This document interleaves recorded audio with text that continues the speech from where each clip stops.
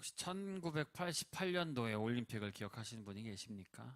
저는 그 해에 태어났고 태어난 지 몇 개월 안 됐기 때문에 기억은 없지만 그때 당시 가장 인기 있고 관심 있던 종목 중에 하나가 바로 100m 달리기였습니다.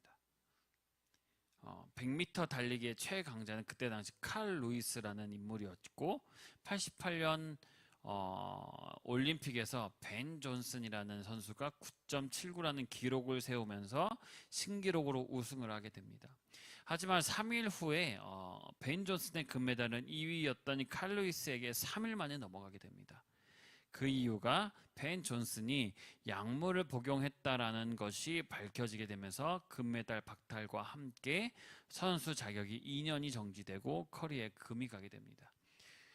금메달이라는 것, 1등을 할 수 있다는 것, 그리고 사람들에게 관심을 받고 인기를 얻고 어떠한 위치에도 올라가며 명예도 얻을 수 있고 나라를 위한 또 어떠한 헌신이 될 수도 있으며 또 그거로 인해 많은 재물을 가질 수 있다라는 그 많은 종합적인 그 금메달, 누구보다도 칼 루이스를 이기고 싶다라는 생각에 벤 존슨은 부정한 방법을 택하게 됩니다. 결국 그것은 3일 천하로 끝이 나게 되죠. 또 여러분 마라톤 잘 아시죠? 마라톤.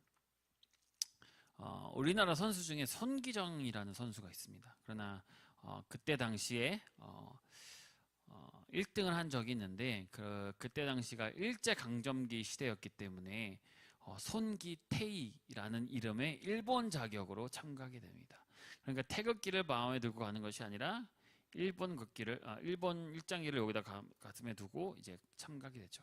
그리고 우승을 하게 됩니다. 그때 당시 2등이었던 선수도 있는데 이름이 기억이 안 나네요. 2등이었던 선수도 한국 사람이었거든요. 그때 당시에도 똑같이 같은 일본 거를 달고 달리기에서 갔는데 우승을 합니다. 하지만 우승을 하고 나서 그 시상대에 올라갔을 때 어떻게 했냐면 그 자기 태극기를 가지고 뛰지 못했다라는 그 수치심에 일본을 이라는 이름으로 뛰었다는 그 수치심에 고개를 숙이고 들고 있던 월계수 나무로 그 옷에 입던 일장이 이렇게 가리게 됩니다. 그 이후로 선수 자격을 박탈당하게 되고 다시는 선수로서 안 하는 조건으로 일본인으로부터 자유를 얻게 됩니다. 하지만 자유가 아니었죠. 그 인생에는 계속 일본인으로 있었던 그 기록이 남아 있습니다. 지금도 그 예전에 얼마 전에서 몇 년 전만 해도 그분은 계속 그것을 한국 기록으로 바꾸고 싶었지만 그게 안 됐다고 합니다. 그것이 이제 한이 된 송기정 선수는 해방 이후에 보스턴 마라톤 대회에서 코치로 활동하며 다른 선수를 보스턴 대회에서 뛰게 하는데 거기서도 문제가 생깁니다. 거기선 또 미국 국기를 달고 뛰어야 한다는 조건 때문에 성적이 그 뛰는 것 조건 때문에 한국에 다시 들어오려고 합니다.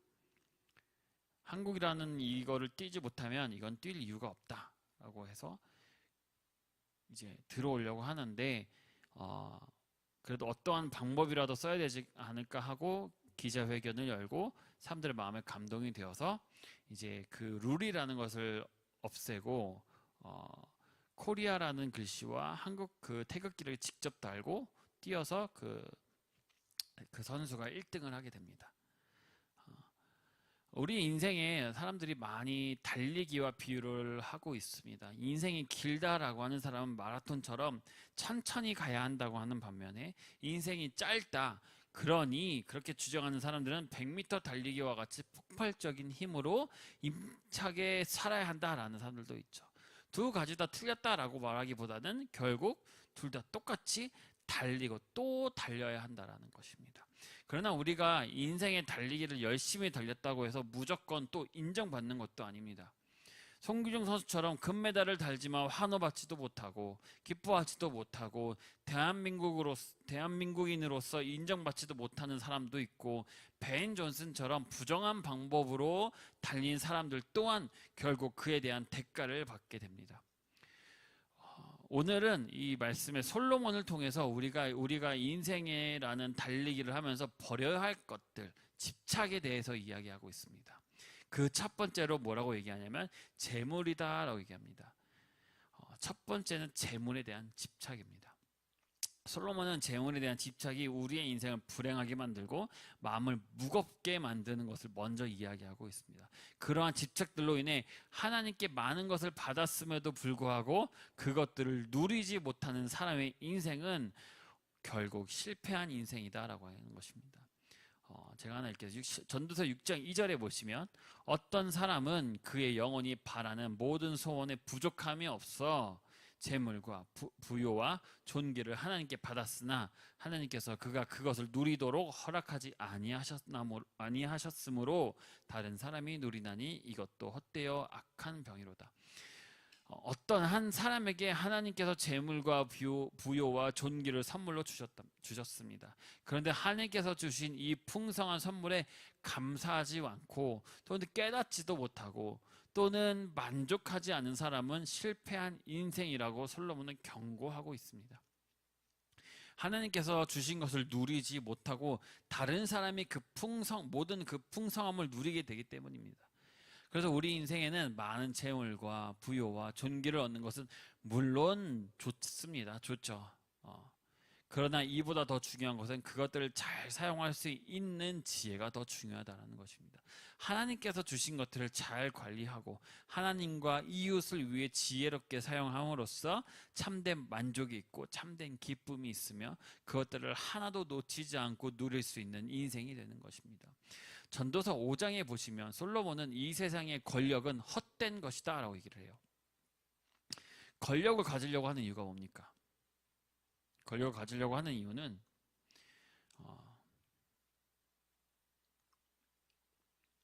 그 권력으로 인해 누구보다 그 위에서 사람들을 부리고 싶고 바라보고 싶고 누구보다 권력에 의해 많은 재산을 모을 수 있기 때문에 아니겠습니까?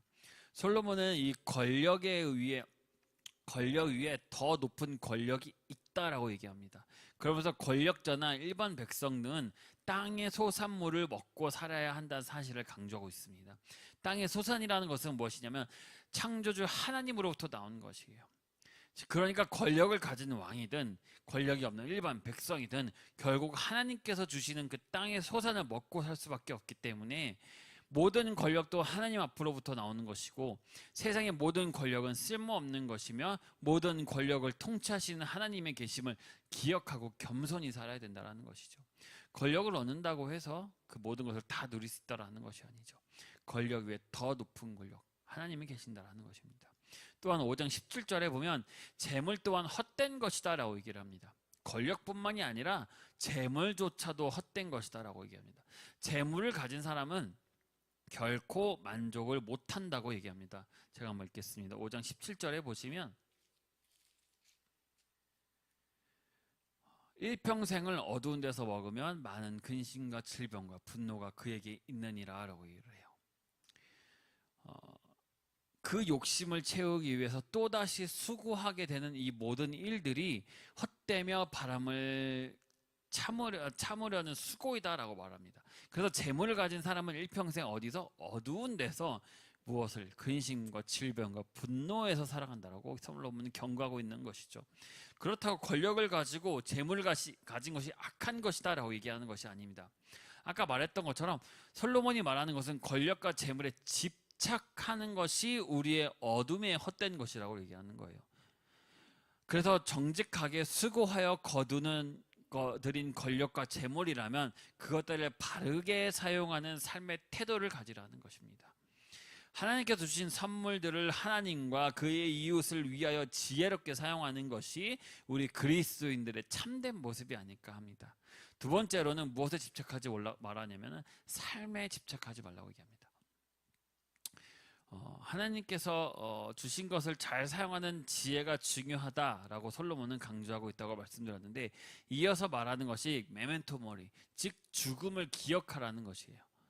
솔로몬은 지금 이 땅에 일어난 일들은 이미 과거에서도 있었던 일이 반복될 뿐이다 라고 얘기합니다. 이 말은 우리가 지금까지 이 땅에서 하려고 한 모든 일들은 이미 과거에서도 누군가가 하려고 했다라는 것이죠. 즉 이 땅에서 행하는 많은 일들이 사람에게 참된 의미와 유익을 가져다 주지 않는다는 것이에요.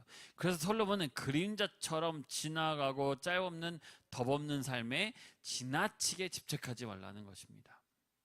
이걸 또 오해하실 수도 있는데 그렇다고 해서 열심히 살지 말라라는 것도 아닙니다. 어차피 죽을 거 그냥 대충 살자 이런 것이 아닙니다. 삶의 집착에는 여러 종류가 있는데 나를 위한 집착이 있는 반면 자기 인생을 위해 남에게 바치는 집착이 또 있습니다. 나를 위한 집착은 무엇입니까? 인생에 남의 시선도 상관없고 남이 어떻게 살든 상관도 없고 남이 아프던 성공하던 난 무조건 내 인생이 중요하다고 하면서 악착같이 무언가를 이루기 위한 사람이 있으며 어떤 사람은 나도 나지만 나는 남을 위해 도와주는 사람으로서 살고 싶어하는 사람도 있습니다. 둘 다 틀린 삶이 아니라는 것입니다. 다 틀렸다라고 말하는 것이 아니라 다만 집착에 의한 인생은 아무 의미가 없다라는 것입니다. 그래서 6장 3절에 보시면 뭐라고 나오냐면요.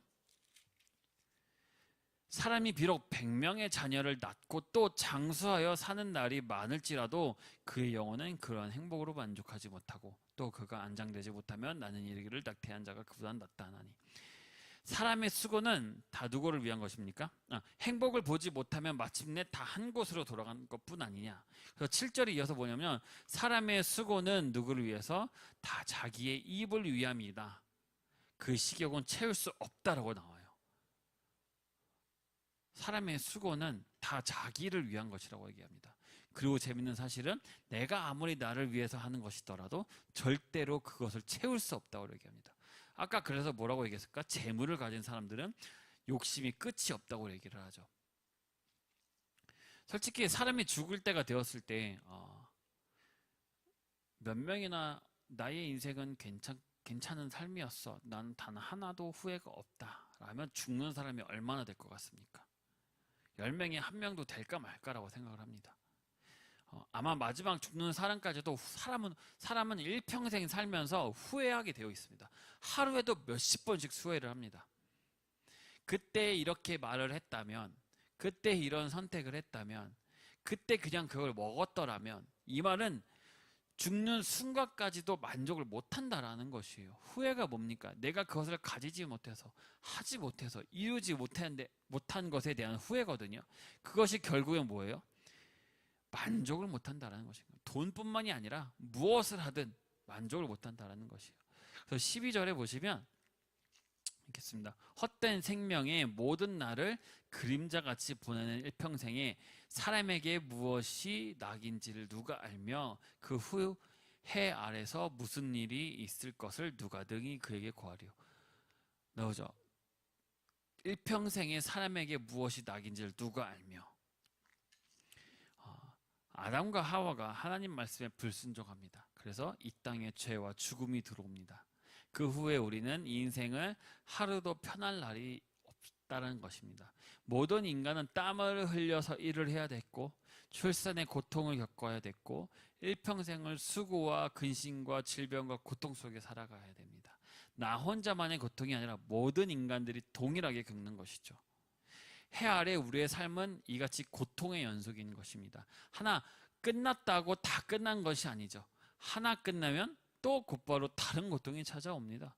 죽을 때까지 그리고 어떠한 상황 속에서도 절대 만족을 못하는 것이 인간입니다. 그렇기 때문에 고통이라는 것은 작든 크든 오게 되어 있다는 것이죠. 의인이든 악인이든 이 세상에 소유한 것들이 참된 만족을 절대 주지 못한다라는 것을 의미하는 것입니다. 왜냐? 한순간에 모두 사라지기 때문이에요. 이 땅에서의 것에서 참된 만족을 찾는 것이 아니라 하나님이 내게 주시는 참된 그 하나님이 내게 주신 것에 만족하며 살아가야 된다는 것입니다. 우리 인간의 인생은 참으로 연약하지 않습니까? 그리고 어리석습니다. 그래서 솔로몬은 존경받으며 인생을 잘 살아갈 수 있을 것 같은 지혜자 역시 세상의 것에 집착하면서 벗어나지 못한다고 얘기를 해요. 세상에 집착하는 사람은 어떠한 지혜자라도 결국엔 집착에서 벗어나지 못한다는 말이죠. 집착이라는 것은 굉장히 무서운 것입니다. 연인 간에서 싸움이 나서 살해까지 가는 이유도 많습니다. 그죠? 그 이유가 뭡니까? 한쪽의 집착에 의한 것이 때문이거든요. 또한 사람이 집착에 의해서 많은 죄를 짓기도 합니다. 내가 저것을 갖고 싶다라는 집착 때문에 그것을 훔치는 사람이 있는 반면 내가 저 사람을 너무 좋아하지 저 사람 나를 좋아하지 않나 라는 집착의 시험 때문에 그 사람을 해를 입히기도 하고, 어머님들은 자기 자식의 공부를 잘했으면 좋겠다, 또는 좋은 대학에 갔으면 좋겠다, 또는 어느 좋은 직장을 가졌으면 좋겠다라는 그 집착 때문에 가족들을 또는 자기 자식들을 되게 압박하는 경우도 생깁니다. 그래서 지혜자나 어리석은 자나 모두 헛되게 삶을 살게 된다라고 얘기하는 것입니다. 우리 인생은 각자 자신을 향한 하나님의 계획과 섭리를 인정하면서 일상을 만족하며 살아가야 된다는 것이에요. 지금 해 아래 살고 있는 이 삶을 그림자처럼 지나가는 허무한 날들을 살아가면서 인생에 대한 집착을 버리지 못하면 결국 무엇을 잃습니까? 하나님을 잃는다는 것입니다. 인생에 대한 집착이 너무 커서 하나님을 결국 바라보지 못하게 된다는 것이죠. 그러고 나오지 않습니까? 몇 절이었죠? 어둠의 몇 절이었지?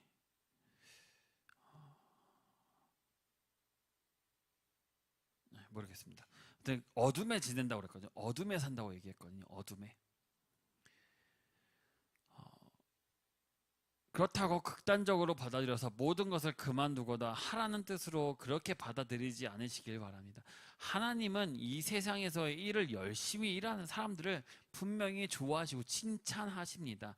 세상에서의 일을 열심히 하면서 창조주 하나님을 기억하고 하나님께 겸손히 인생을 맡기라는 것입니다. 하나님께 인생을 맡겼기 때문에 나는 무엇을 하면 되니까? 나는 그저 이 세상에서의 일을 열심히 살면 되는 것입니다.